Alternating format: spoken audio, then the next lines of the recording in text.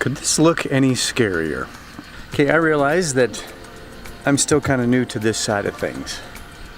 And the word community is thrown around a lot. I've just used it this last week. We're about building communities. Just for context, it's July 6th, not July 4th. I'm a metaphor guy, so I'll probably be mixing in a lot of that. Just a heads up. So here's my metaphor for this video.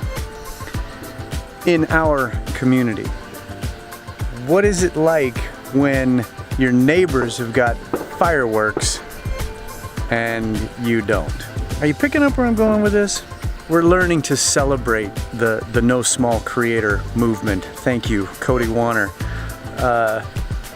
You know what I'm learning? You see somebody else's channel take off, you support them. You go out and watch, just like I've stepped out in my backyard to watch my neighbors setting off fireworks tonight. Support the small YouTuber. But there's no small creators. Keep watching the hashtag. Support each other. I'm just not into this no follow for follow kind of thing.